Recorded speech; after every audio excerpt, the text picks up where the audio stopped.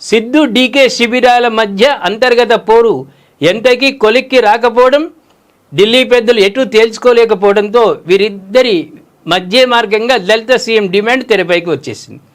మొన్నటికి మొన్న సతీష్ హోలీకి అవకాశం ఇవ్వాలని పలువురు సీనియర్లు డిమాండ్ చేయగా, తాజాగా డాక్టర్ జి పరమేశ్వర్ మద్దతుదారులు తమ నేతకు తరఫున గొంతు విప్పేందుకు సిద్ధమయ్యారు. నాయకత్వ మార్పుపై పార్టీలో ఇంత గందరగోళం నెలకొన్నా అధిష్టానం స్పందించకపోవడంపై డాక్టర్ జి పరమేశ్వర్ కాస్త అసహనాన్ని వ్యక్తం చేశారు.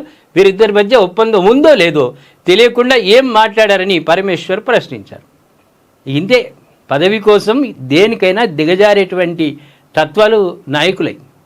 డీకే శివకుమార్కు ఒప్పందం జరిగింది కదా, జరిగినప్పుడు ఆయన 2.5 సంవత్సరాలు కాగానే వెళ్ళిపోవాలి కదా ఇప్పుడున్న ముఖ్యమంత్రి.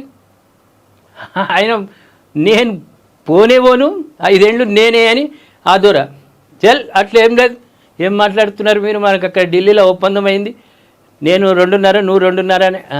అంటే పదవి ఎట్లా చేస్తుందంటే, పదవిలో కూర్చున్నోడికి ఇక పెద్ద పదవి కదా, మామూలు సర్పంచే పక్కకు జరగడు, అటువంటి ముఖ్యమంత్రి పదవి వంశాలు మరి కాలు మీద కాలేసుకొని కూర్చొని